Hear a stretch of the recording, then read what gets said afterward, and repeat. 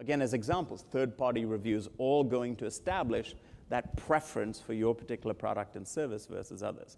Now, part of what we haven't touched on here is the fact that you also have, as a different mechanism in all of this, the ability to gate that content. Some of that content you're going to make available without asking for the customer's email address, content information, their permission to engage with them on an ongoing basis. And some of that is really about being able to put it behind some form of a registration wall to be able to establish and gather that currency from your particular prospect.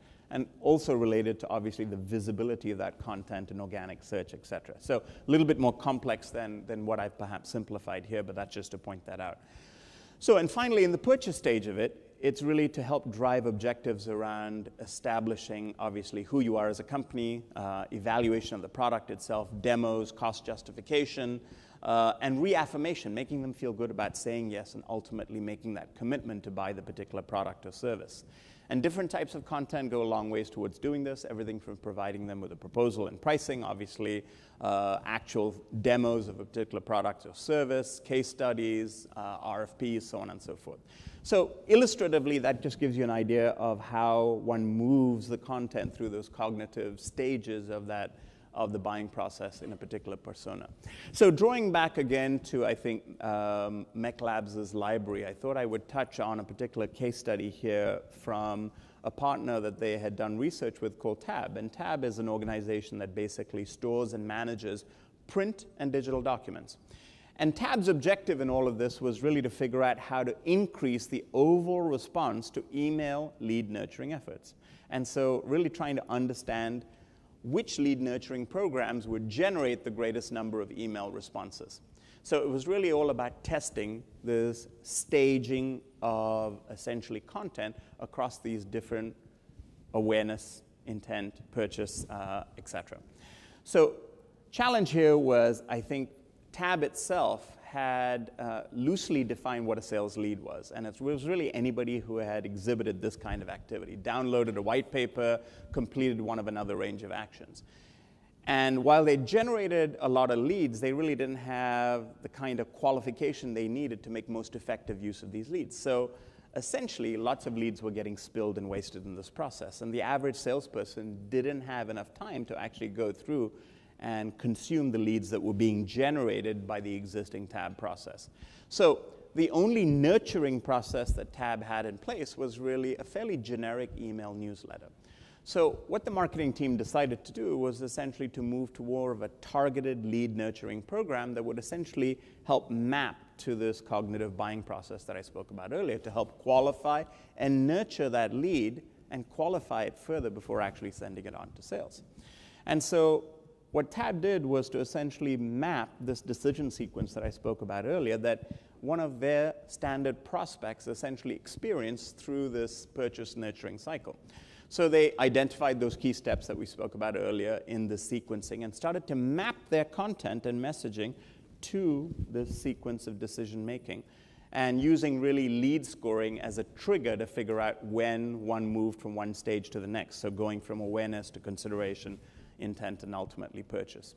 And so through this lead nurturing exercise, they actually drove email messaging that was specific to each of these stages, leading to obviously deeper forms of content. And the outcome through all of this was a very substantial increase in email click-through, which ultimately led to an increase in lead conversion rate of about 30+%. And as you can see, this particular quote from the VP of Marketing at Tab to sort of illustrate that with this success, they look to really extend this approach of content mapping across to a broader segment of their marketing activities. The next step in this process is really distribution. So ensuring that that content is really widely disseminated, but disseminated in a targeted way. If one thinks about the role that content plays, the way I think about it, content really provides the context for consumption of a product or service. Now, most of us intuitively, I think, understand the point that a product needs to be on as many shelves as possible and in as many grocery stores for your target audience to see it, buy it, consume it, pick it. Well, if content is really the product or provides the context for the product, then it sort of follows that content needs to be widely available. those breadcrumbs, those high-quality pieces of content, need to be in all of those environments that your ideal prospect is in. So it's really that broader media landscape I spoke about earlier: paid, earned, owned, organic search, social, mobile, etc.